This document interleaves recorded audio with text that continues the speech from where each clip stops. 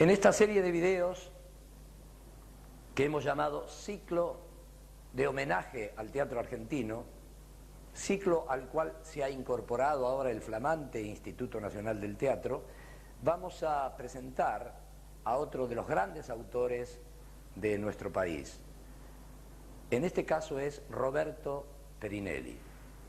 Y como siempre lo hacemos, lo presenta un gran actor o un director que ha trabajado o que tiene familiaridad con la manera de escribir de cada uno de los autores, la manera de plasmar los personajes que después lo encarnan estos actores, y un actor que ha trabajado con este hombre, con Roberto Perinelli, y que lo va a presentar ahora, un gran actor, es Pepe Novoa. Voy a presentarles a Roberto Perinelli.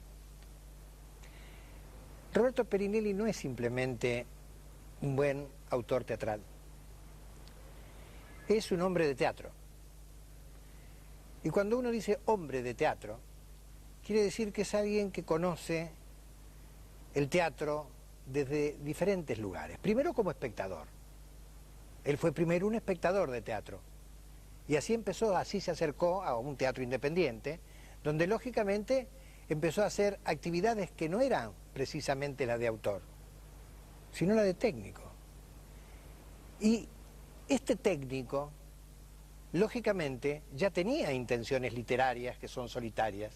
Se dio cuenta de que el teatro tiene otra calidad dramática, que necesita de la incorporación fundamental de los actores, de los pintores, los escenógrafos, de los músicos, y que se transforma en algo como un hecho colectivo. Y en este sentido Perinelli es un ejemplo de tantos autores argentinos que evidentemente se acercaron al teatro desde la butaca y luego entraron a hacer acciones dentro del escenario acompañando a los actores. Por eso yo los invito no solamente a que lean cosas de Perinelli, sino que vean su teatro y que sigan su trayectoria. Es lo que se llama un hombre de teatro.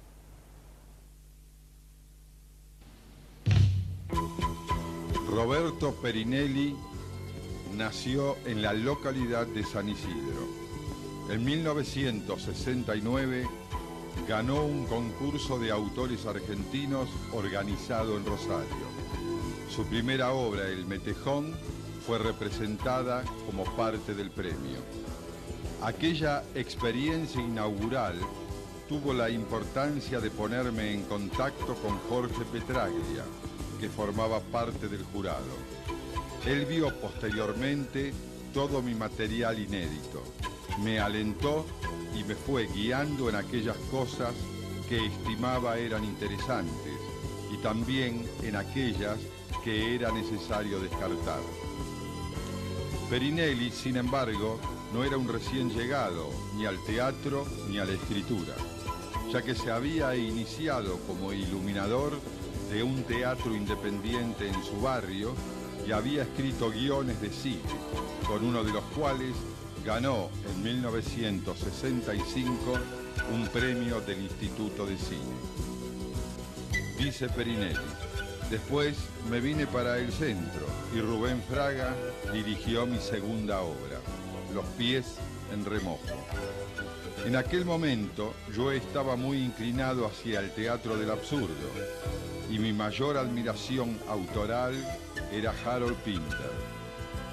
Sigue siendo así, desde luego, pero de alguna manera a mí me interesa más profundizar las situaciones dramáticas desde un punto de vista realista y por darle al actor todos los elementos psicológicos posibles. De cualquier manera, a través del realismo o el absurdo, creo que alguien que lee o ve mis obras puede tener una idea cabal de cómo soy, de mis obsesiones. Por ejemplo, la venganza, la mentira cotidiana, el disfraz sutil o no, consciente o inconsciente. En la década del 70, Perinelli Escribe Los pies en remojo, dúo de flauta y batería, El gallo azul y miembro del jurado. Publica además relatos en revistas literarias y gana un premio de una editorial por un libro humorístico, El enmascarado no se rinde. En la década del 80, Perinelli participa activamente en ese fenómeno popular que fue el ciclo de teatro abierto. Podría afirmarse que a Roberto Perinelli, como a tantos dramaturgos argentinos, le preocupa, como bien él dice, hasta la obsesión, el problema de la moral cotidiana.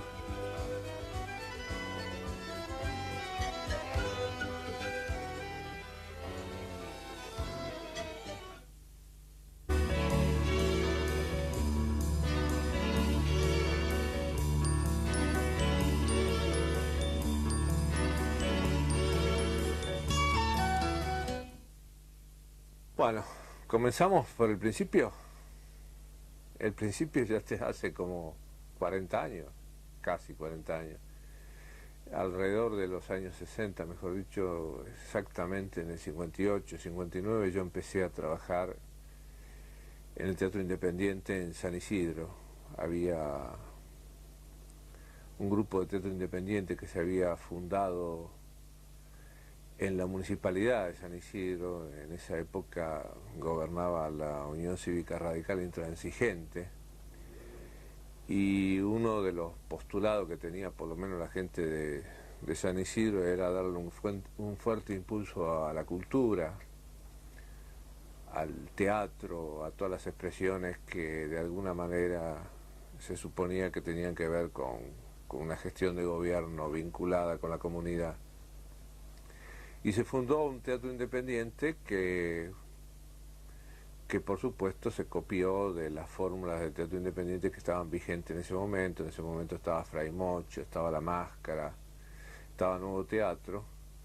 Por supuesto estaban en la decadencia, estaban en el final de todo el ciclo. Lo que pasa es que nosotros no estábamos enterados de eso. Para nosotros eran el ejemplo, lo que teníamos que hacer. Esta cosa democrática, esta reunión democrática de un montón de gente que pensaba hacer arte de la más alta dignidad, y trabajar para eso sin ningún otro propósito que ese. O sea, no se podía cobrar, no se podía subsistir del teatro, tampoco entraba demasiado. En ese momento teníamos 18 años y no entraba demasiado en nuestro universo este tema de que el teatro podía ser, como fue después, una profesión. Bueno, este teatro se llamaba Temsi. Tuve como compañeros en ese teatro a Hugo Midón, a Roberto Carnaghi, a Rolando Malié. Teníamos todos 18, 19, 20 años. Y trabajamos muy intensamente durante prácticamente un lustro, 5 años, que teníamos un apoyo bastante fuerte de la Municipalidad de San Isidro, que entre paréntesis gobernaba el señor Pose, que actualmente está de nuevo al mando del municipio. Y estrenamos varias obras argentinas, hicimos bastantes trabajos, creo que interesantes, y empezamos a enterarnos un poco de qué era este asunto del teatro. Yo me acuerdo de una anécdota que para mí todavía me acuerdo porque fue muy fundamental. A mí el que me llevó al teatro me dijo: mirá, incorporate, es un lindo trabajo, hay cosas interesantes para hacer, fue Hugo Midón. Entonces, yo para acercarme, lo primero que se me ocurrió es acercarme a un espectáculo, a ver una obra de teatro representada por esta gente, a ver qué es lo que estaban haciendo, qué es lo que hacían. Entonces fui a ver una representación en una villa de emergencia, porque el Teatro Temsi hacía obras en su sala, pero además salía a los barrios, y sobre todo a los barrios marginales. Había un propósito, una intención de llevar, digamos, la cultura a los lugares donde la cultura no llegaba. Que quizás demasiado ingenuamente, pero nosotros lo hacíamos con mucha decisión. Voy a esa villa de emergencia, donde me acuerdo que el espectáculo era la obra de Chekhov, El pedido de mano, y el debut de La piba de Cayol, era un espectáculo de 2 obras cortas. Cuando termina el espectáculo, se me acerca una chica del grupo y me pregunta si me había gustado. Y yo le dije que sí, que me había gustado, porque realmente me había gustado lo que había visto, lo había entendido, me había divertido, me había entretenido. Me dijo, sí, dice, lástima, me dice, lástima que salió con muy poco ritmo. Y yo dije, ¿qué será esto del ritmo? ¿Qué será esta cosa del teatro? Yo sabía que ritmo no era rapidez, por lo tanto el ritmo tenía que ser otra cosa, pero ¿cómo se podía detectar eso? O sea, ¿hasta dónde había que aprender y hasta dónde había que saber para darse cuenta de que un espectáculo tenía ritmo o no tenía ritmo? Después me di cuenta que hay frases y dichos que se dicen sin tampoco demasiado conocer lo que es el ritmo o cualquier otra cosa. Pero en ese momento me pareció, desde un punto de vista amenazante, como diciendo, bueno, te estás asomando a un mundo muy difícil y muy complicado, y por otra parte muy atractivo, porque significaba que no era tan sencilla la cosa, que era dificultosa, que había que trabajar, que había que preocuparse por eso. Y esas cosas a mí siempre me han gustado, siempre me han interesado ese tipo de desafíos. Sobre todo que tenía un nivel de desafío intelectual, algo que yo ya de alguna manera había ejercitado. Yo era un gran lector, había escrito algunas cosas no muy importantes, pero las había escrito al fin. Y estaba buscando, digamos, de alguna manera, qué hacer con eso que yo tenía y que quería expresarme, ponerlo en algún lado. Bueno, el teatro independiente me abrió las puertas, y como buen autor que soy, me abrió la puerta del costado, porque no me atreví a ser actor. Entonces fui, digamos, el director técnico o algo así de ese teatro. Durante mucho tiempo me ocupaba de la iluminación, cuando la iluminación era muy rudimentaria. Todavía bajábamos y subíamos la luz poniendo los polos en esos caños que tenían agua con sal. En fin, había toda una cosa muy rudimentaria, muy primaria, pero que bueno, que alguien tenía que hacer. Y yo me ocupé de manejar ese tema durante todo el tiempo que permanecí en TEMSI. TEMSI, por obra de las circunstancias, por obra de la época, del momento, se fue apagando, entre otras cosas porque se apagaba el teatro independiente como tal. Esa mística, esa ideología del teatro independiente había dejado de tener pertenencia en un medio donde, bueno, había algunos actores que ya se consideraban profesionales y por lo tanto consideraban que tenían que vivir de su trabajo. Había escisiones, había disputas, conflictos no demasiado resueltos, y sobre todo había crisis económica en el teatro independiente. Me acuerdo los festivales que en esa época se hacían para recuperar un poco el patrimonio que Fray Mocho estaba perdiendo, entre ellos la sala que tenía en la calle Cangallo. Bueno, nosotros también caímos en esta circunstancia que podríamos llamar histórica, y cada uno empezó a elegir un camino distinto. Algunos siguieron en el teatro, otros, como yo, pretendí meterme en un mundo distinto, que era el mundo del cine, donde también entré por un costado, por la puerta de un costado, porque empecé a estudiar cine, y cuando empecé a meterme en ese mundo que, si bien tiene contacto con lo teatral, es en algunas cosas absolutamente diferente, me di cuenta que había un aspecto que me interesaba de sobremanera, que era la escritura cinematográfica, o sea, escribir guiones. Eso se debe, por sobre todas las cosas, a un magnífico profesor que tuvimos en esa época, que se llamaba Federico Nieves, un hombre de una cultura sensacional, absoluta, un lector implacable, porque no había libro que se le escapara, y que tenía una metodología, un concepto de lo que es el guión de cine y cómo enseñarlo y cómo trabajar. Él de alguna manera sin proponérselo, yo estaba más entusiasmado que él a lo mejor, sin proponérselo me hizo un guionista. Yo empecé a trabajar en guiones de cine. Me acuerdo que por esos años ese instituto de cine que existía en esa época, estoy hablando 63, 64, organizó un concurso, yo gané una de las menciones de ese concurso, lo cual me dio un gran estímulo.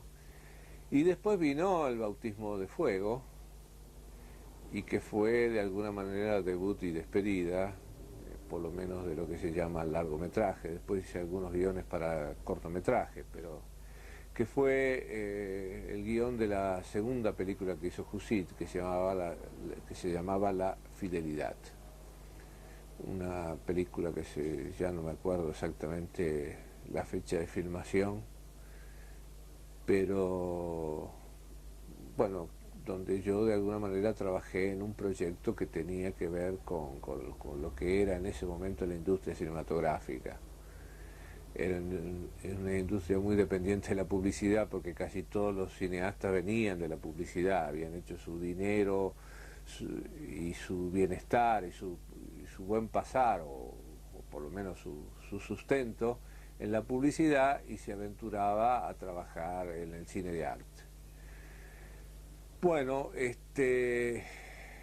seguí trabajando en guiones con mucho menos fortuna, en el sentido que ya no gané premios, ya no me llamaron para guionar demasiadas cosas, pero quedé con las ganas de seguir escribiendo. Entonces me di cuenta que entre el guión cinematográfico y la escritura teatral hay diferencias, pero también hay muchas coincidencias. Y empecé a trabajar exactamente, puedo decir hasta la fecha, en el año 67 en forma continuada en la escritura teatral. Digo en forma continuada porque tomé como disciplina escribir por lo menos 3 o 4 horas por día, todos los días menos los sábados. Algo así.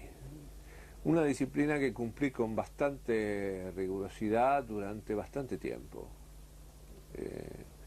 Por supuesto, escribí mucha cosa que ha quedado en los cestos de basura, mucho material, pero todo eso me sirvió para adquirir algo que se parecía, todavía no lo era, yo creía que sí, pero todavía no lo era, a lo que vendría a ser el oficio del dramaturgo. O sea, bueno, por lo menos superar esa angustia del papel en blanco, saber que todas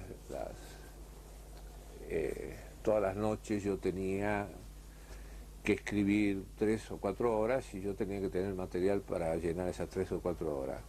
Por supuesto, eran tiempos de Remington, ¿no?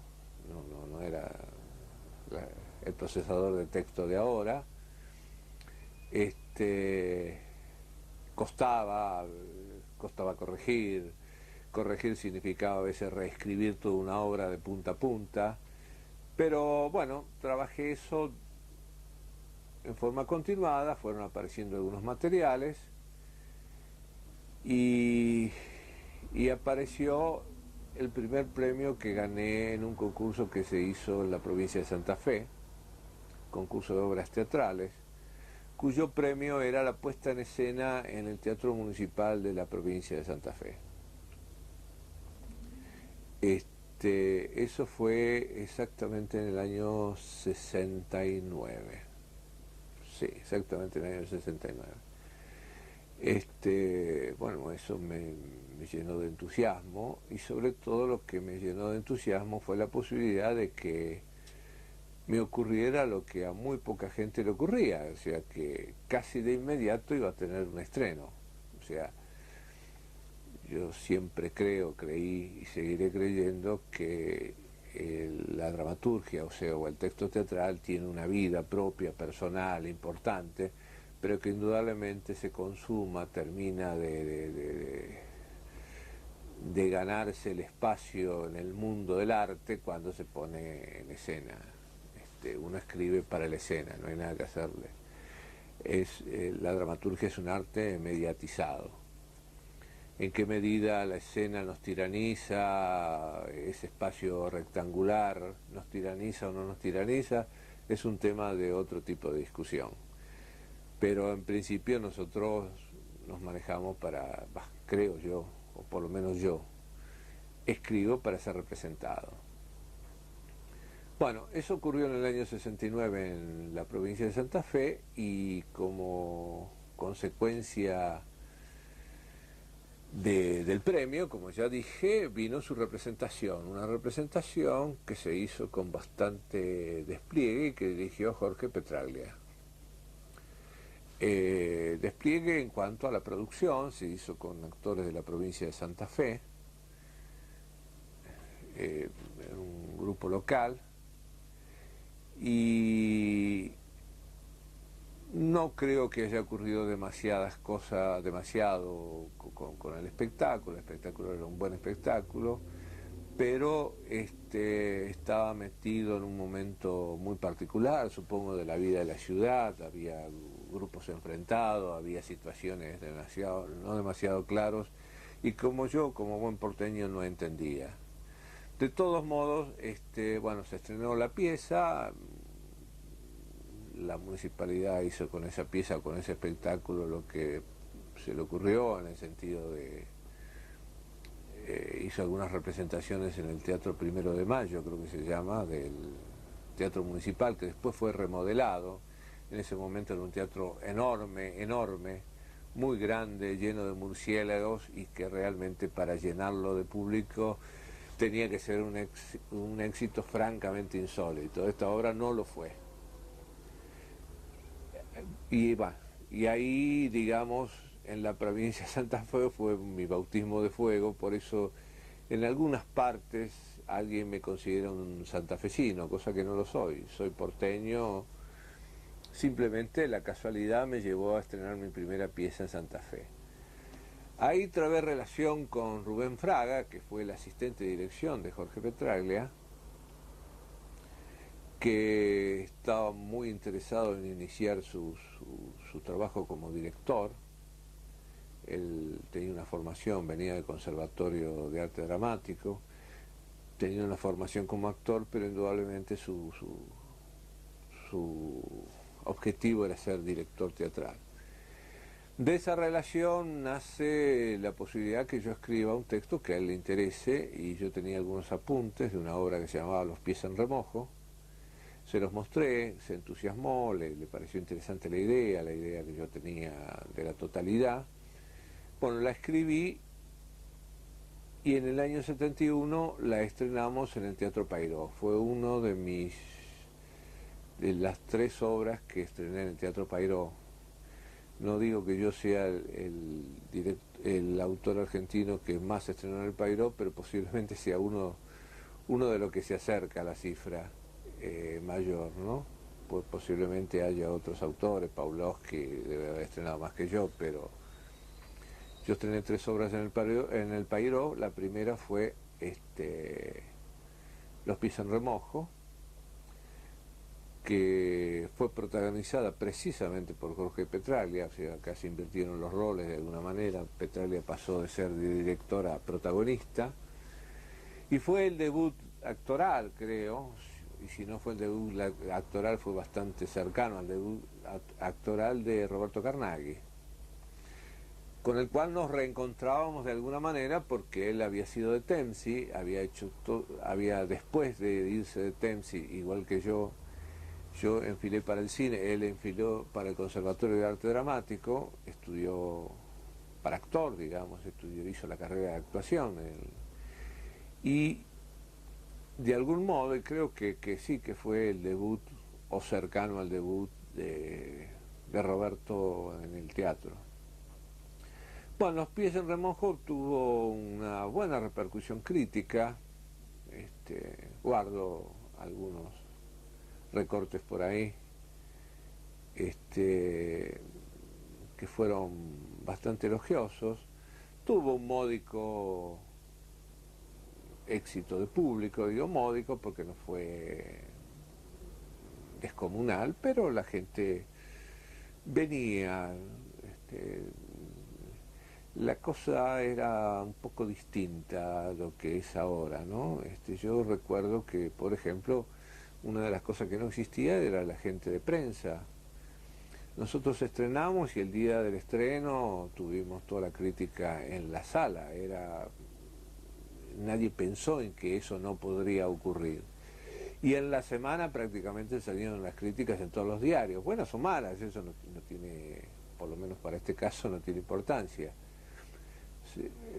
Quizás porque la oferta teatral, no sé, era menor, no sé, habría que buscar algún tipo de explicación, que creo que este no es el lugar para buscarla. Pero bueno, nosotros tuvimos una buena repercusión crítica, una relativa repercusión de público. En realidad estuvimos bastante satisfechos con los resultados. El texto de Roberto Perinelli suena como una fábula de ascética sencillez, donde el agrio don Pepe debe cargar con dos lastres que le amargan la vida: una hija espantosamente fea y un indomable dolor de pies. Los problemas son en realidad tres, suele quejarse don Pepe, porque los pies son dos y la hija uno, lo que suma tres. Esta humorada matemática es casi el único rasgo de humor que don Pepe tolera entre los muros decrépitos y vetustos del Lion d'Or, un hotel que, según él, conoció tiempos esplendorosos y que ahora sobrevive con un único inquilino, el vejete Flores, siempre quejoso de las hormigas, de las chinches, de los ventiladores insuficientes para combatir el calor. El planteo de los pies en remojo retoma ciertos mecanismos tradicionales del teatro del absurdo: las pequeñas molestias, el calor, los insectos, los pies pertinazmente hinchados de don Pepe, evidencian un malestar de orden más profundo, del que ninguno de los personajes llega a tomar conciencia. Por eso el mismo Pepe, Flores, la horrible y enmascarada Cata no tienen más remedio que usar su pequeño vocabulario para describir sus minúsculas nanas. Detrás, el espectador deberá instruir soledades, desesperaciones y angustias más profundas que se anudan, se entrelazan y se chocan sin aclararse. Andás por los corredores con máscara, por favor. ¿Y entonces qué va a hacer conmigo, papito? ¿Qué? ¿Qué va a hacer conmigo? Digamos que yo limpio los pisos cuando los huéspedes se van a dormir. Pero no, Catalina, y si se alojan algunos octámbulos, esos que son las 3 de la mañana y andan tirados chupando whisky. Cuando se va a acostar. No, Catalina, no. Ahí se levantan los que madrugan, Catalina, los que toman leche malteada y hacen gimnasia, Catalina, no se puede. ¿Y entonces qué va a hacer conmigo, papito? ¿Con vos? Ya está. Le pasamos el problema a tu primo Manuel, eso debe hacer, ¿no? ¿Usted se lo propone? ¿Qué? ¿Qué decís? No sé. Pero algo vamos a tener que hacer con vos, Catalina. Algo vamos a tener que hacer, porque sos mi hija, ¿no? Bueno, la memoria, por supuesto, siempre a uno lo traiciona. No nombré cómo se llamaba mi primera obra. Tenía dos títulos. Ahora me arrepiento de que tuviera 2 títulos, creo que las obras tienen que tener un solo título, pero bueno, en esa época la tenía. Se llamaba Ceremonias de Reemplazo o El Metejón. Ahora si tendría que designarla en este momento le pondría El Metejón. Bueno, eso, digamos, eso fue mi debut en Santa Fe, lo reitero, por haberme olvidado del título de la obra, que es absolutamente imperdonable.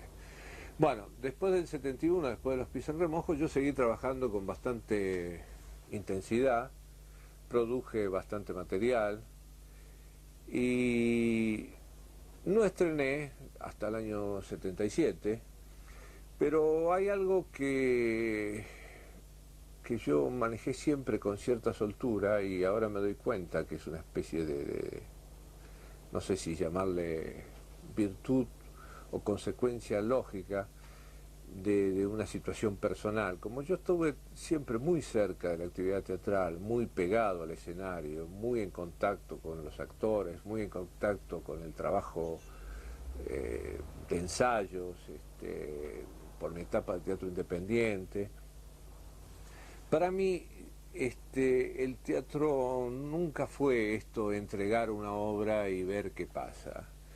No digo que colaboré en forma decisiva en las direcciones de los espectáculos, pero indudablemente creo que fui un autor fácilmente consultable, en el sentido que conocía la profesión, yo conocía lo que es un actor, las dificultades que se pueden presentar en el escenario. Uno escribe en el texto ciertas cosas que a veces en el escenario son imposibles de implementar. A veces aparecen cambios en el escenario que enriquecen el texto y que uno tiene que recuperarlos de alguna manera, tiene que estar muy cerca de eso para dar el ok, para decir, bueno, esto sirve, esto mejora. Nunca creo que hice gala de esta propiedad exclusiva del texto y vigilar que no me cambiaran las cosas, sino que lo mío fue siempre una presencia de aportación, de volcar mi experiencia, que en ese momento era corta, no era demasiado intensa, pero experiencia al fin. Digamos, yo no me consideraba una especie de literato que hacía teatro, sino que era una palabra que a mí me gusta mucho, que se usa muy poco acá en Argentina, que se usa en Latinoamérica, que es teatrista. Yo era un teatrista, yo conocía mucho de la actividad teatral. Entonces, realmente nada me asustaba, nada me problematizaba, nada me parecía un problema insoluble siempre que apareciera en el escenario, que fueran problemas realmente artísticos, ¿no? Y los otros también, los otros problemas, estos conflictos que aparecen en los elencos, este tipo de situaciones que a veces son conexas o parecieran ajenas, pero son conexas con la actividad teatral. Bueno, creo que nada era demasiado misterioso para mí. En el año 77 estrené Dúo de flauta y batería en el desaparecido Teatro Molière, en la Casa del Teatro, en la calle Bartolomé Mitre al 2000 o 2200, donde funcionó durante mucho tiempo un teatro que se llamó Molière. La dirigió la obra Aaron Kors, que era otro de los sobrevivientes de Temsi. Nos reencontrábamos la gente de Temsi. Él había sido durante mucho tiempo actor y fundador de Temsi. Él estuvo en Temsi antes que yo. Bueno, nos reencontramos, le interesó el texto que yo había escrito y la produjimos. En ese momento se producían las cosas con bastante poco dinero, digamos. A veces había un aporte del Fondo Nacional de las Artes que no era demasiado importante, pero alcanzaba. La produjimos, la montamos. La obra no fue un éxito, esto sí. Pero, como siempre ocurre, estrenar no deja de ser algo estimulante. Además, por otra parte, también de los fracasos se aprende.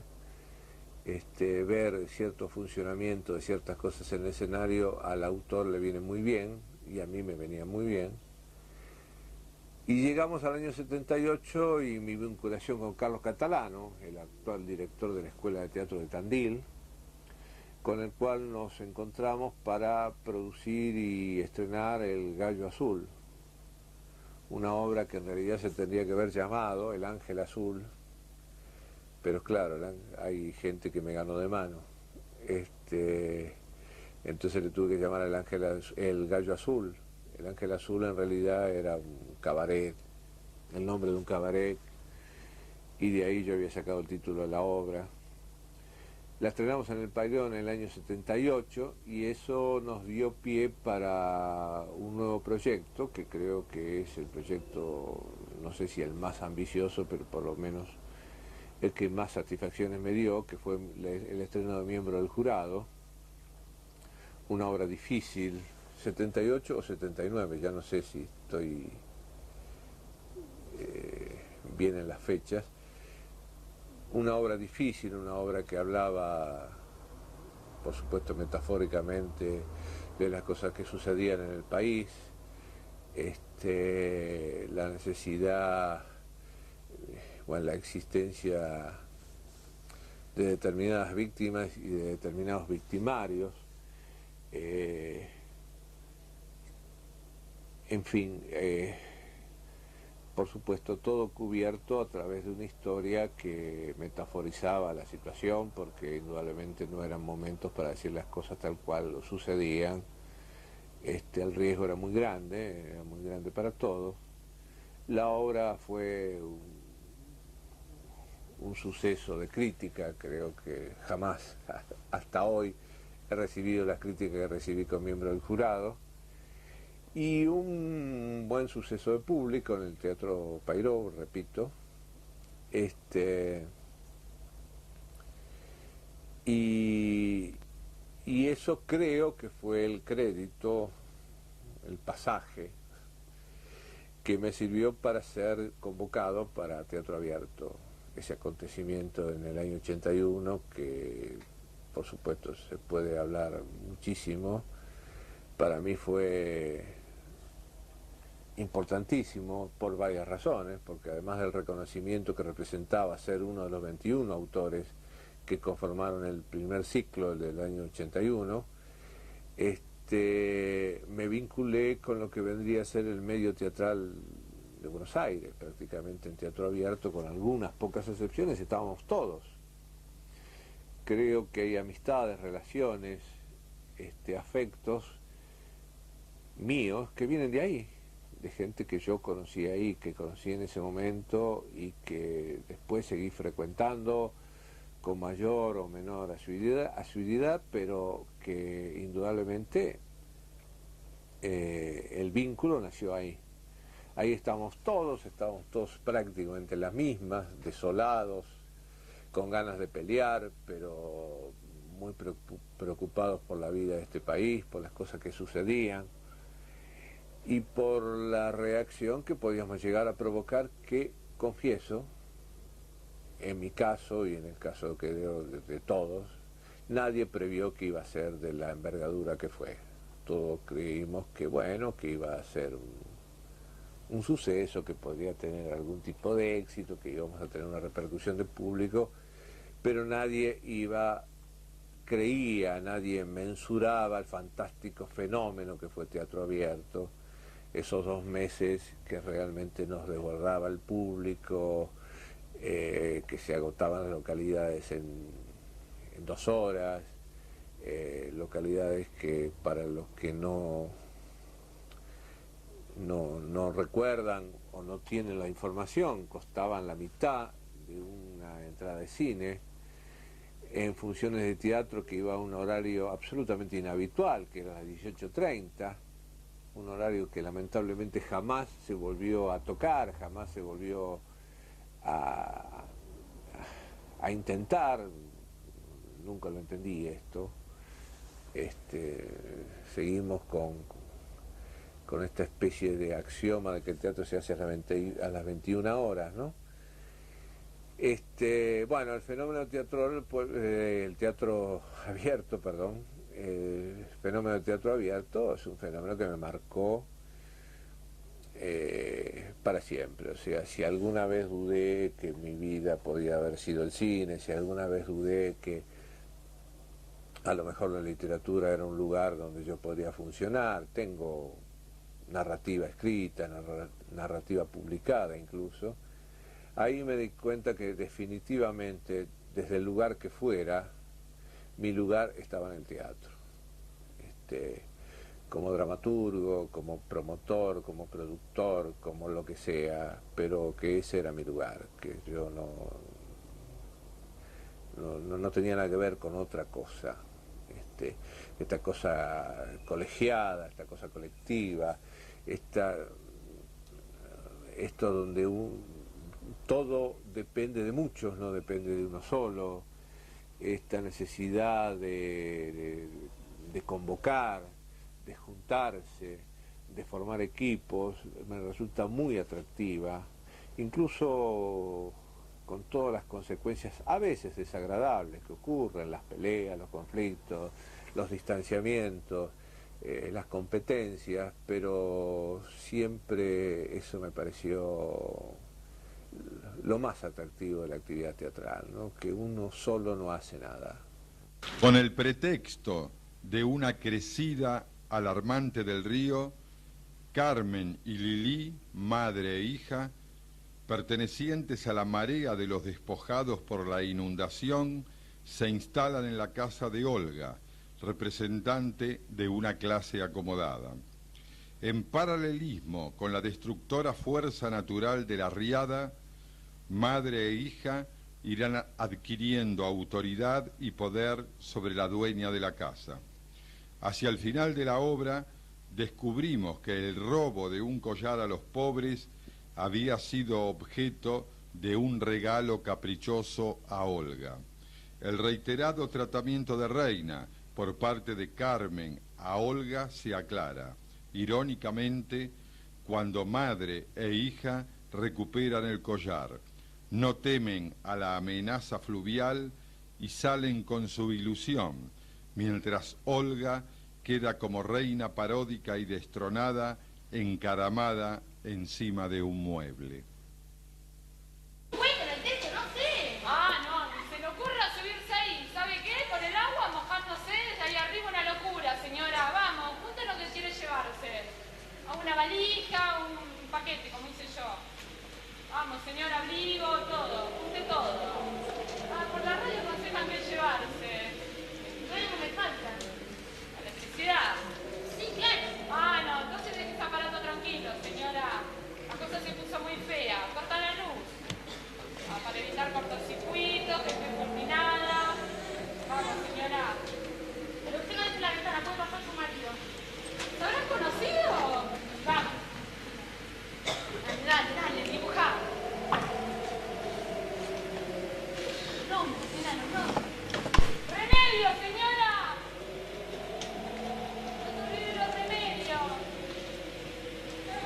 Dale, Lili, ahí viene, ya está. Te hubieras apurado un poco más, señora.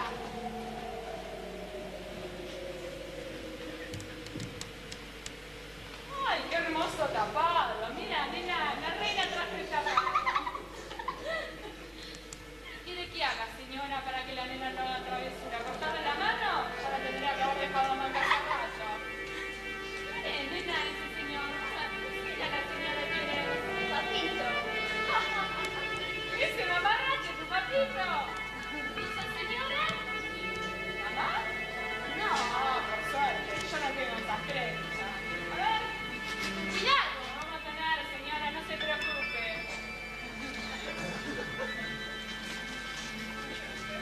Carmen, el agua ya tapó los González.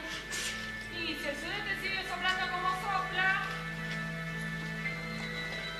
Yo en mi casa jamás dejo entrar a nadie, jamás. Si lo conozco, no atiendo la puerta, me asomo, ¿no? Carnicero, lechero, a nadie dejo entrar. Sifonero, cartero. Al único que dejo entrar es al chico del almacén. Trae una canasta llena de comestibles. Yo no tengo fuerza para cargarla a la cocina. Carmen, por favor, venga a ver.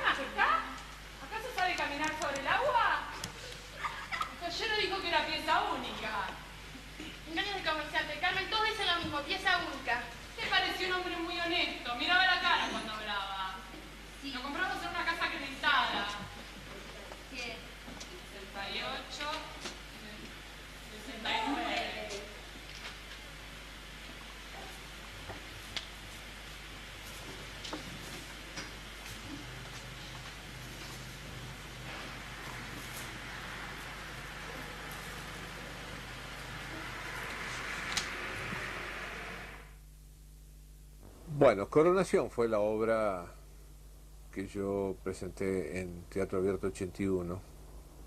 Es una obra que también yo trabajo con la metáfora. Sí, en ese momento trabajaba mucho lo que podríamos llamar un estilo realista, pero siempre había un margen que yo me permitía cierta ambigüedad, cierta cosa distanciada, que no fuera tan claramente un realismo naturalista a ultranza. Tengo que reconocer que en realidad lo primero que a mí me sacudió, teniendo en cuenta que a la par que yo empecé a escribir teatro, empecé a leer teatro, fue el teatro del absurdo, digamos, Ionesco, Adamov, un autor francés que ahora prácticamente no se lee, Beckett, que en ese momento todo el mundo creía que hacía teatro del absurdo nada más, y, digamos, de alguna manera se lo minimizaba a Beckett. Beckett es grandioso. Después nos dimos cuenta que había que separarlo un poco de ese grupo, no había que encasillarlo. Acá las cosas de Griselda Gambaro, por supuesto, eso me hicieron recapacitar, me hicieron pensar que había algún tipo de manera de acercarse a la realidad que no era exactamente realismo. Trabajé cosas del absurdo, pero indudablemente en Coronación, que era del año 81, lo había escrito en el 80, es una obra que tendríamos que tildar de realista, no obstante la ambigüedad, el aspecto misterioso de las intenciones de los personajes, y sobre todo algo que a mí me atrae mucho del teatro, por lo menos que yo trato de aplicar, que es un concepto que maneja Ionesco, que dice que al fin y al cabo toda obra de teatro es un policial. Tratamos de enterarnos cómo se resuelve ese conflicto. De la misma manera que en una novela policial nos tratamos de enterar quién es el asesino. Bueno, yo trabajo mucho lo que vendría a ser una especie de tesitura policial, cierta estructura policial, una estructura de misterio, de no saber con exactitud qué buscan, qué quieren los personajes, hasta que, por supuesto, hay un punto donde se devela o se va develando a medida que va pasando, transcurre la historia y van apareciendo datos, informaciones donde el lector y el espectador pueden darse cuenta de qué se trata, dónde va esto. Coronación creo que contiene eso en un grado bastante concentrado, porque es una obra que tiene media hora, que se ha dado en miles de lugares.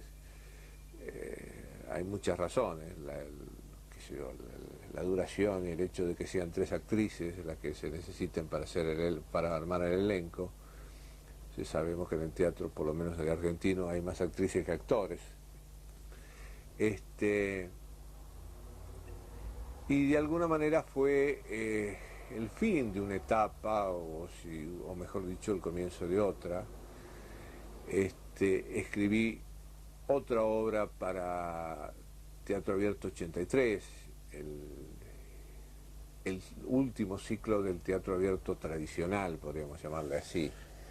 El que se inició en el 81. Por supuesto, en el 83, con respecto al 81, la cuestión política había cambiado mucho, había más aire, había más margen, se había caído todo el régimen militar, había pasado lo de Malvinas, todo se desmoronaba, todos esperábamos las elecciones. Me acuerdo que durante Teatro Abierto 83, que se representó, creo que entre octubre y noviembre, o entre septiembre, octubre y noviembre, hubieron las elecciones nacionales que ganó Alfonsín, o sea que de alguna manera nosotros empezamos Teatro Abierto con una dictadura que era la de Viñones y terminábamos con un gobierno democrático que era el de Alfonsín. Bueno, se podían decir más cosas, por supuesto había mucho más libertad, mucho más atrevimiento. Yo escribí una obra que se llamaba Nada más triste que un payaso muerto, que era simplemente la fiesta de cumpleaños de un coronel represor, al cual le traían un payaso para que lo divirtiera, y que por supuesto el fin de la diversión era que matara a ese payaso, ¿no? Digamos, por cada fiesta de cumpleaños había un payaso que moría.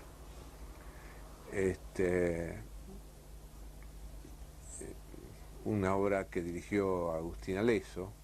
Coronación, la del año 81, la había dirigido Julio Ordano.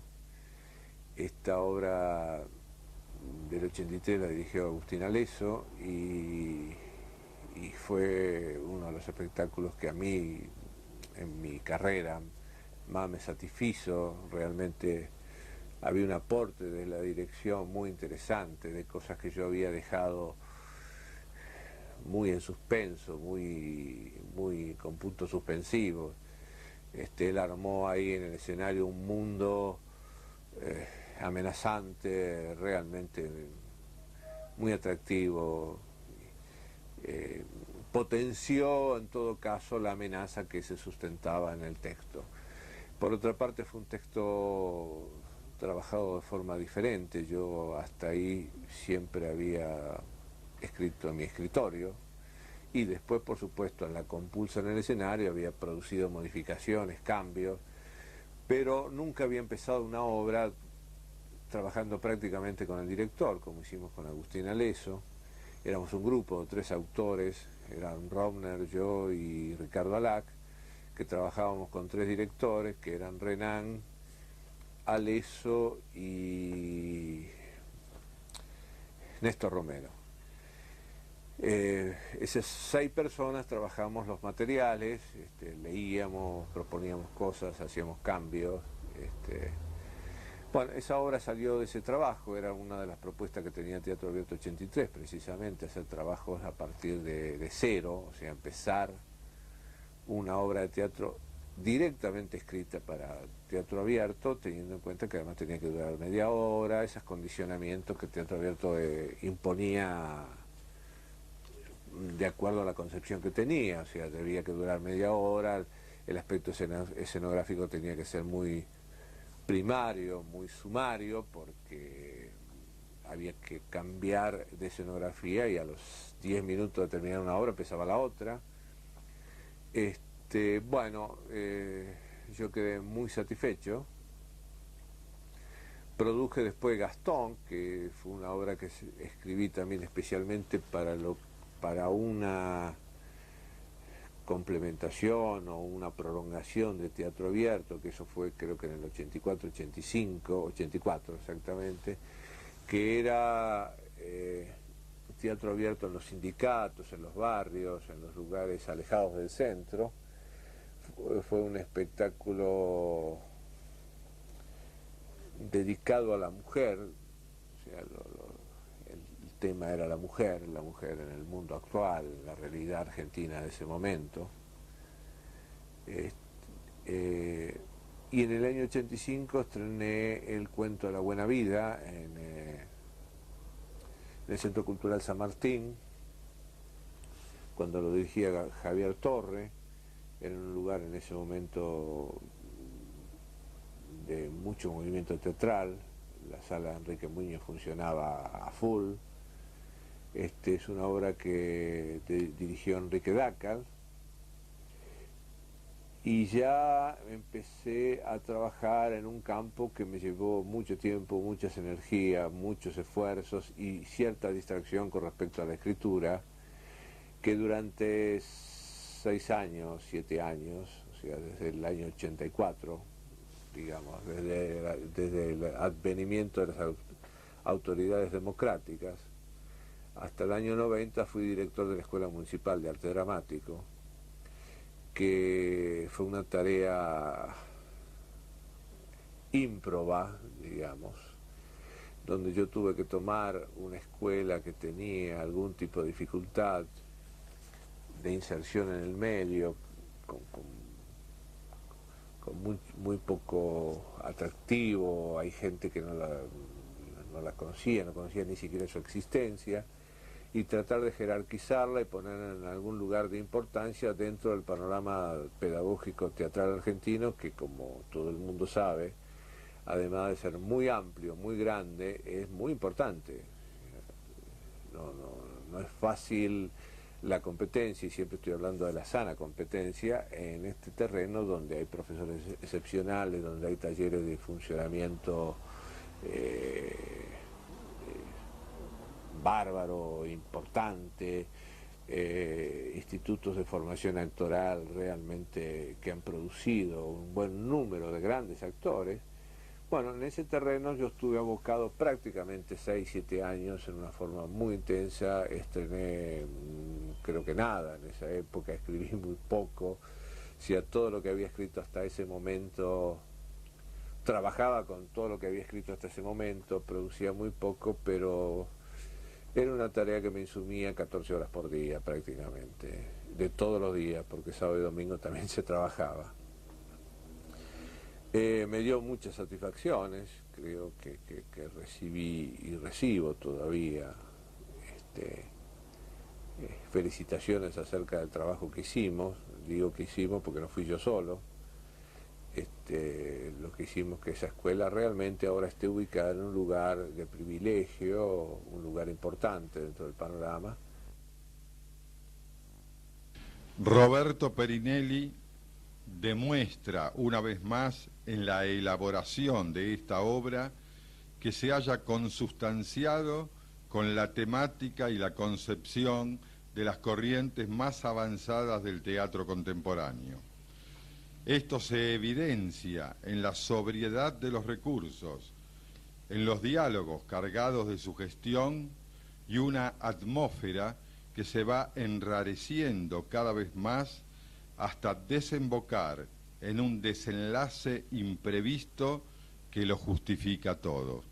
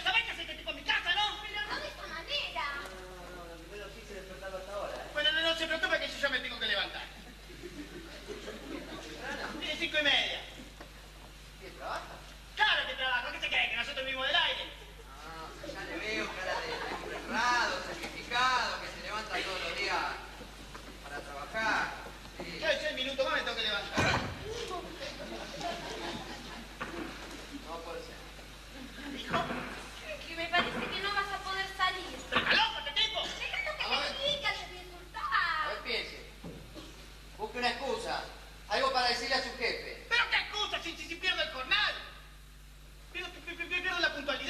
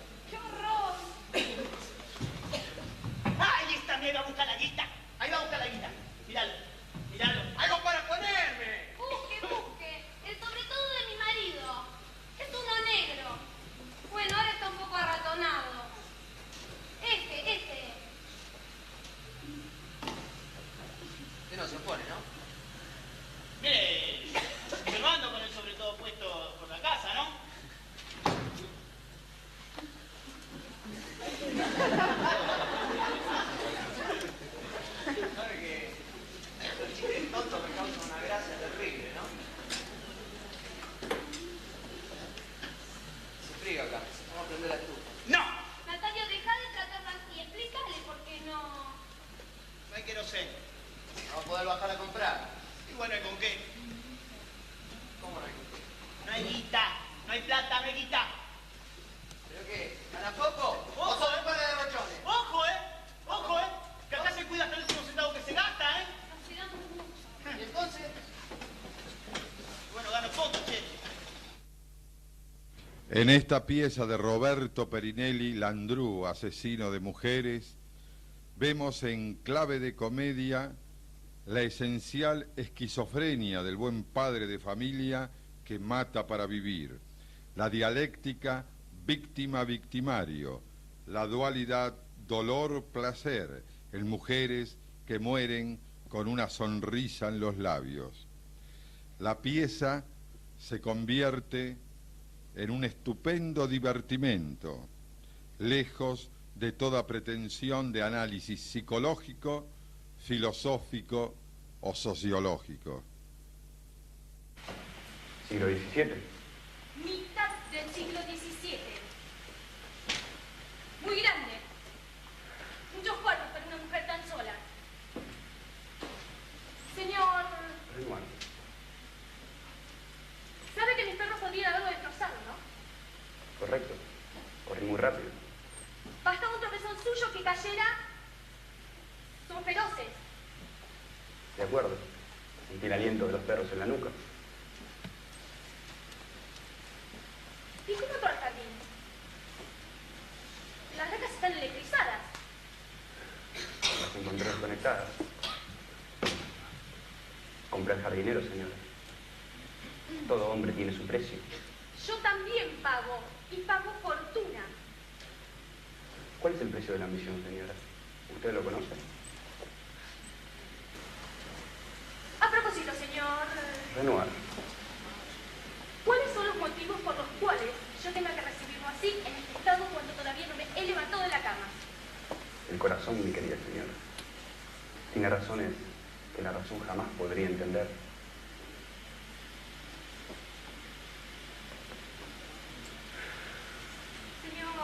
Renoir. Señor Renoir, ¿usted es poeta? No. Agente inmobiliario. Solo eso, Lola. ¿Sabe mi nombre? Y sus gustos.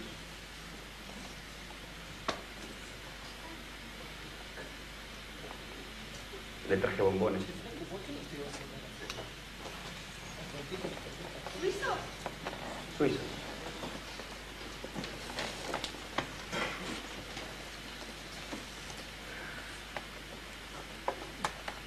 Estimo que estará enterado que esta misma tarde salgo de viaje. Y ahí me apuro. Por eso corrí y me expuse a semejantes peligros. Poca cosa comparado con el premio que me aguarda al final. ¿Premio? Premio. ¿Qué premio, señor? Renoir. ¿Qué premio, señor Renoir? Usted.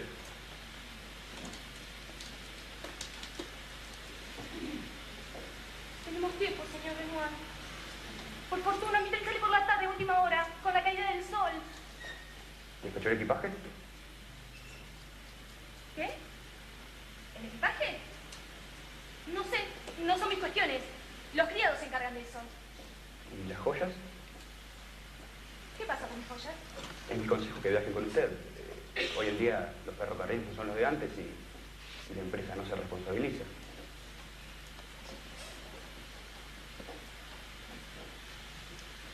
¿Viajan conmigo? Aprecio su prudencia, señora. La aprecio y la aplaudo. En el año 90 me fueron, digamos, de la escuela y pasé a trabajar en el San Martín, donde trabajé hasta hace menos de un año. Esto se está grabando, digamos, en enero del 99, ¿no?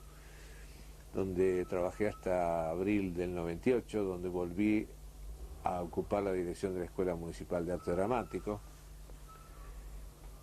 Los años en el San Martín fueron de mucho trajín, y de mucho trajín en aspectos concretamente teatrales. Produje muchas obras de teatro en el San Martín, trabajé en lo que vendría a ser la organización artística del teatro, lo cual creo que me ha dado mucho más experiencia de la que creo traía hasta ese momento. Creo que conozco los mecanismos de producción teatral bastante bien, me muevo con bastante comodidad. En el año 1992 reestrené Miembro del Jurado en una obra que produjo precisamente el Teatro San Martín en Andamio 90, con un elenco donde estaban Alfonso de Gracia y Pepe Novoa y la actriz Lobo, bueno, ahora no me acuerdo el nombre, pero Lobo de apellido, que fue un trabajo de un nivel tan importante como su estreno en el 79, también de amplia repercusión, crítica, y que realmente por ese trabajo Vaccaro, que le dirigió Julio Vaccaro fue nominado a los premios ACE, creo que ganó el María Guerrero, Pepe Novoa, que fue uno de los protagonistas, ganó el María Guerrero y ganó el ACE. En fin, fue un trabajo que tuvo espacio en el medio teatral de Buenos Aires. En esa época empezamos con un grupo de dramaturgos argentinos, que estaba Tito Cosa, Eduardo Robner, Bernardo Carey, Carlos País, Marta de Gracia. En ese entonces estaba Mauricio Cartun también, Adriana Genta, a formar una asociación de dramaturgos que se llamó Fundación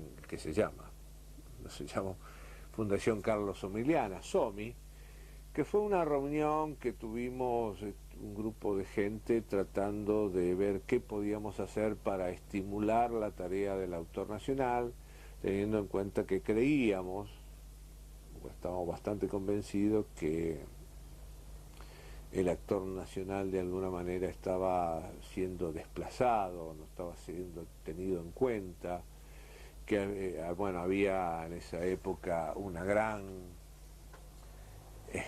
auge del teatro de la imagen, parecía que el autor había desaparecido para siempre, que en todo caso el carácter o la condición de autor se le daba a los clásicos, que nosotros los contemporáneos ya habíamos dejado de ser. A algunos le había tocado la suerte de haber sido partícipes del último movimiento donde el autor tuvo importancia, que fue Teatro Abierto, pero bueno, que ya esos tiempos habían pasado, y nosotros nos impusimos la tarea de que creíamos que no era así. Nos pusimos en la tarea de llevar adelante tareas de estímulo, talleres, espacios de reflexión, y todo lo que creíamos que tenía que ver con llevar adelante o apoyar una dramaturgia nacional.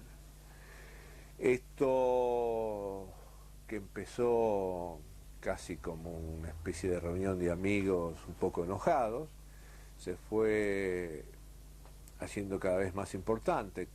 Creemos que hemos creado un espacio que era necesario. Después aparecieron otros grupos de autores incluso, entonces quiere decir que esto de la reunión de autores no era un desatino. Queremos quedar claro que este lugar, este espacio era un espacio de reflexión que no tenía nada que ver con lo gremial.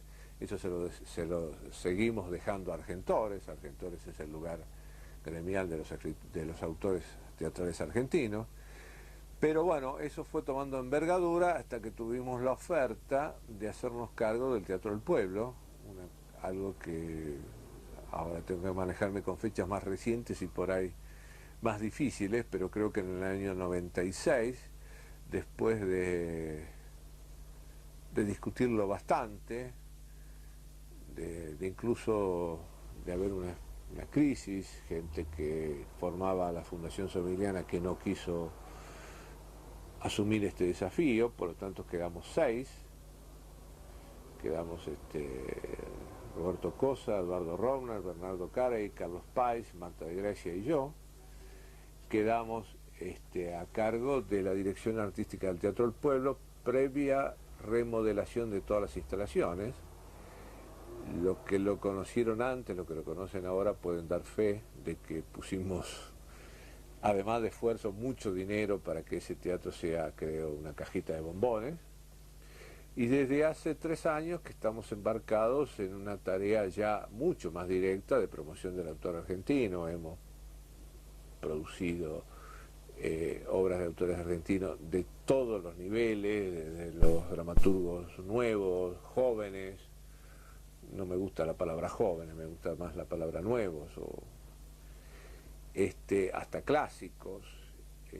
Y ahí en ese teatro, que vendría a ser mi teatro, estrené La Cena, con dirección de Roberto Villanueva, hace apenas 4 o 5 meses, ya no sé cuándo fue, no, quizás menos, en octubre. Exactamente el 2 de octubre de 1998, un trabajo que realmente me colmó de satisfacción. Creo que es un texto que trabajé muchos años, donde trato de manejar un tema que últimamente me está obsesionando, que es la representación en su totalidad, o sea, que la vida es representación. Pirandello creo que me ganó de mano, pero digamos, yo insisto en el mismo tema. La vida es representación, nadie sabe bien quién es el otro, actuamos constantemente en la vida. Y por otra parte hay algo que me gustó experimentar en esta pieza, que es la convención teatral, o sea, que la convención teatral sea algo absolutamente visible, que todo el mundo, a cada momento, el espectador se esté dando cuenta que estamos en un teatro, que eso que se está haciendo ahí arriba es teatro. Los actores rompían con cualquier tipo de ilusión y bajaban línea, digamos, de alguna manera, tirando algún tipo de frase, algún tipo de actitud, algún tipo de gesto que tenía que ver con una representación teatral para que el espectador la identificara como tal. No era una copia de la realidad, es simplemente un teatro, es, si ustedes quieren, para ser un poco más duro y demasiado directo, es mentira, no es cierto eso que está ocurriendo ahí arriba. Creo que puse en marcha un mecanismo que siempre he manejado, pero que en este caso, que uno está llegando a los 60 años, se puede dar el lujo, aunque Picasso una vez dijo, he llegado a los 60 años, estoy en condiciones de empezar, lástima que ya es tarde. Bueno, yo no creo que sea tarde, tampoco estoy empezando, pero sí estoy tomando ciertas decisiones con respecto a mi dramaturgia. Creo que tengo que escribir con un gran margen de riesgo, creo que la dramaturgia se merece este tipo de aporte, no solo mío, sino de todo el mundo. Llevar la dramaturgia hacia terrenos riesgosos, terrenos de investigación, de experimentación, que de alguna manera no se haga siempre la misma obra, sino que se trabaje desde ángulos distintos. El teatro, y de eso me di cuenta quizás no hace demasiado tiempo, tiene las espaldas anchas, acepta, permite incursiones a veces demasiado arriesgadas, aparentemente, pero que el teatro asume, es permeable, las incorpora y las puede poner en escena con un alto grado de expresividad artística, sobre todo teniendo en cuenta que en Buenos Aires tenemos una serie de privilegios que creo que la gente a veces no se da cuenta. La cantidad de teatro que se hace, la posibilidad que tenemos de hacer teatro, con esfuerzo, con muchas dificultades, con conflictos, siempre con poco dinero, pero siempre se hace, se puede hacer, y además que tenemos realmente cuerpos técnicos y cuerpos actorales de gran idoneidad. O sea, yo puedo hablar del elenco último de La Cena que hicimos en el Teatro del Pueblo, de Claudia Lapacó, de Roberto Martínez, de Facundo Ramírez, de Iris Pedrasoli, actores de un nivel realmente excepcional que al autor le permiten cierto margen que excede lo literario, digamos. Uno puede entregarse con confianza. Eso más o menos a lo que quería llegar.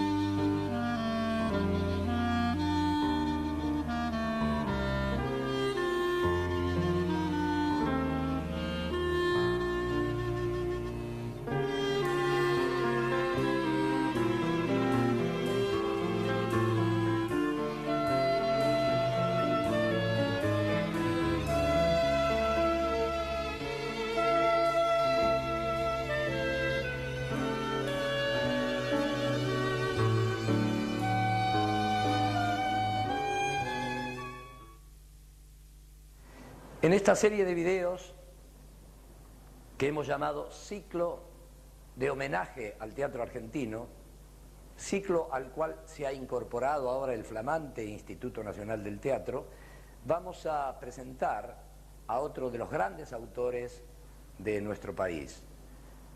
En este caso es Roberto Perinelli.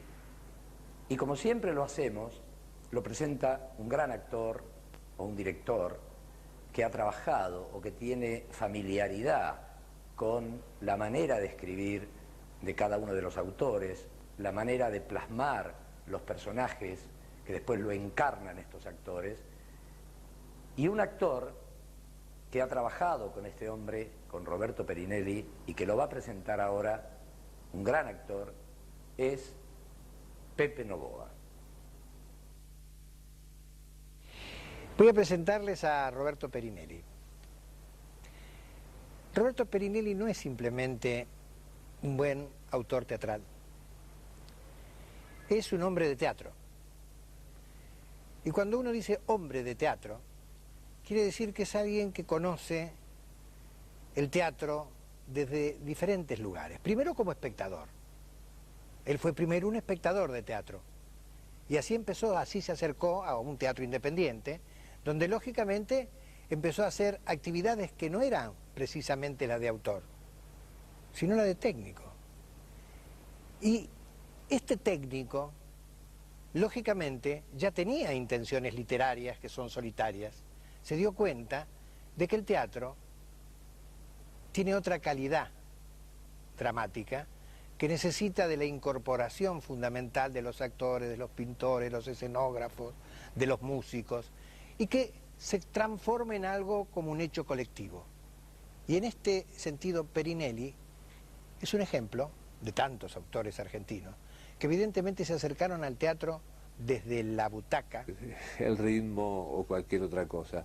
Pero en ese momento me pareció, desde un punto de vista amenazante, como diciendo, bueno, te estás asomando a un mundo muy difícil y muy complicado, y por otra parte muy atractivo, porque significaba que no era tan sencilla la cosa, que era dificultosa, que había que trabajar, que había que preocuparse por eso. Y esas cosas a mí siempre me han gustado, siempre me han interesado ese tipo de desafíos. Sobre todo que tenía un nivel de desafío intelectual, algo que yo ya de alguna manera había ejercitado. Yo era un gran lector, había escrito algunas cosas no muy importantes, pero las había escrito al fin, y estaba buscando, digamos, de alguna manera qué hacer con eso que yo tenía y que quería expresarme, ponerlo en algún lado. Bueno, el teatro independiente me abrió las puertas, y como buen autor que soy, me abrió la puerta del costado, porque no me atreví a ser actor. Entonces fui, digamos, el director técnico o algo así de ese teatro. Durante mucho tiempo me ocupaba de la iluminación, cuando la iluminación era muy rudimentaria. Todavía bajábamos y subíamos la luz poniendo los polos en esos caños que tenían agua con sal. En fin, había toda una cosa muy rudimentaria, muy primaria, pero que bueno, que alguien tenía que hacer. Y yo me ocupé de manejar ese tema durante todo el tiempo que permanecí en Temsi. Temsi, por obra de las circunstancias, por obra de la época, del momento, se fue apagando, entre otras cosas porque se apagaba el teatro independiente como tal. Esa mística, esa ideología del teatro independiente había dejado de tener pertenencia en un medio donde, bueno, había algunos actores que ya se consideraban profesionales y por lo tanto consideraban que tenían que vivir de su trabajo. Había escisiones, había disputas, conflictos no demasiado resueltos, y sobre todo había crisis económica en el teatro independiente. Me acuerdo los festivales que en esa época se hacían para recuperar un poco el patrimonio que Fray Mocho estaba perdiendo, entre ellos la sala que tenía en la calle Cangallo. Bueno, nosotros también caímos en esta circunstancia que podríamos llamar histórica, y cada uno empezó a elegir un camino distinto. Algunos siguieron en el teatro, otros, como yo, pretendí meterme en un mundo... Premio de una editorial por un libro humorístico, El enmascarado no se rinde. En la década del 80, Perinelli participa activamente en ese fenómeno popular que fue el ciclo de teatro abierto. Podría afirmarse que a Roberto Perinelli, como a tantos dramaturgos argentinos, le preocupa, como bien él dice, hasta la obsesión, el problema de la moral cotidiana.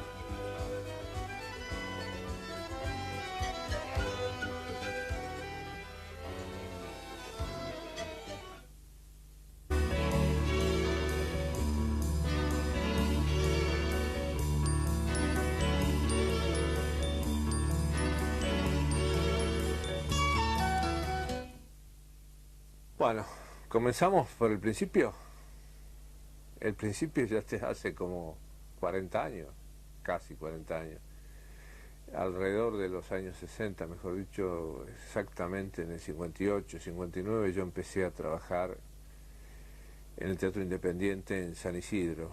Había un grupo de teatro independiente que se había fundado en la municipalidad de San Isidro. En esa época gobernaba la Unión Cívica Radical Intransigente, y uno de los postulados que tenía por lo menos la gente de San Isidro era darle un fuerte impulso a la cultura, al teatro, a todas las expresiones que de alguna manera se suponía que tenían que ver con una gestión de gobierno vinculada con la comunidad.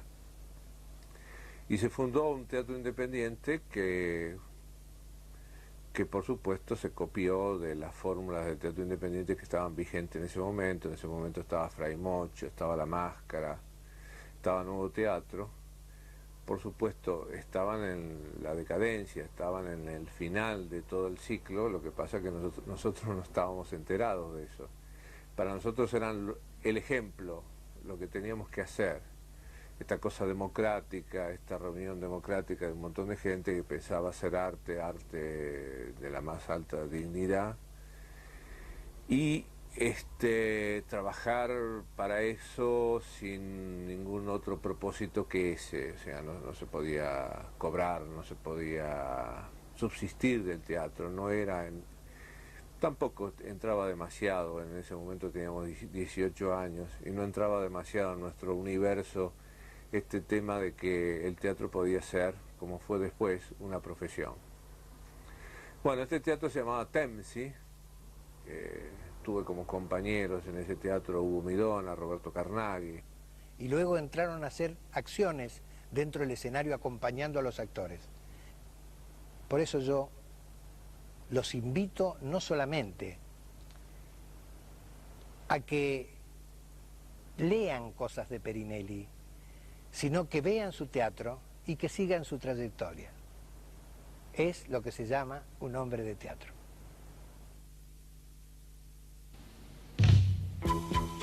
Roberto Perinelli nació en la localidad de San Isidro.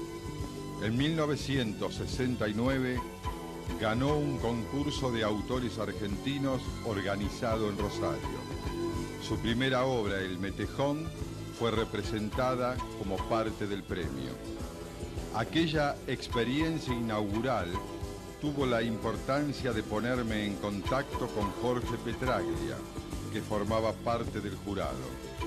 Él vio posteriormente todo mi material inédito, me alentó y me fue guiando en aquellas cosas que estimaba eran interesantes y también en aquellas que era necesario descartar. Perinelli, sin embargo, no era un recién llegado ni al teatro ni a la escritura, ya que se había iniciado como iluminador de un teatro independiente en su barrio y había escrito guiones de cine, con uno de los cuales ganó en 1965 un premio del Instituto de Cine. Dice Perinelli: después me vine para el centro y Rubén Fraga dirigió mi segunda obra, Los pies en remojo. En aquel momento yo estaba muy inclinado hacia el teatro del absurdo y mi mayor admiración autoral era Harold Pinter. Sigue siendo así, desde luego, pero de alguna manera a mí me interesa más profundizar las situaciones dramáticas desde un punto de vista realista y por darle al actor todos los elementos psicológicos posibles. De cualquier manera, a través del realismo o el absurdo, creo que alguien que lee o ve mis obras puede tener una idea cabal de cómo soy, de mis obsesiones. Por ejemplo, la venganza, la mentira cotidiana, el disfraz sutil o no, consciente o inconsciente. En la década del 70, Perinelli escribe Los pies en remojo, dúo de flauta y batería, El gallo azul y miembro del jurado. Publica además relatos en revistas literarias y gana un premio. A Rolando Malié, teníamos todos 18, 19, 20 años. Y trabajamos muy intensamente durante prácticamente un lustro, 5 años, que teníamos un apoyo bastante fuerte de la Municipalidad de San Isidro, que entre paréntesis gobernaba el señor Pose, que actualmente está de nuevo al mando del municipio. Y estrenamos varias obras argentinas, hicimos bastantes trabajos, creo que interesantes, y empezamos a enterarnos un poco de qué era este asunto del teatro. Yo me acuerdo de una anécdota que para mí todavía me acuerdo porque fue muy fundamental. A mí el que me llevó al teatro me dijo, mirá, incorporate, es un lindo trabajo, hay cosas interesantes para hacer, fue Hugo Midón. Entonces, yo para acercarme, lo primero que se me ocurrió es acercarme a un espectáculo, a ver una obra de teatro representada por esta gente, a ver qué es lo que estaban haciendo, qué es lo que hacían. Entonces fui a ver una representación en una villa de emergencia, porque el Teatro Temsi hacía obras en su sala, pero además salía a los barrios, y sobre todo a los barrios marginales. Había un propósito, una intención de llevar, digamos, la cultura a los lugares donde la cultura no llegaba. Quizás demasiado ingenuamente, pero nosotros lo hacíamos con mucha decisión. Voy a esa villa de emergencia, donde me acuerdo que el espectáculo era la obra de Chekhov, El pedido de mano, y el debut de La piba de Cayol, era un espectáculo de 2 obras cortas.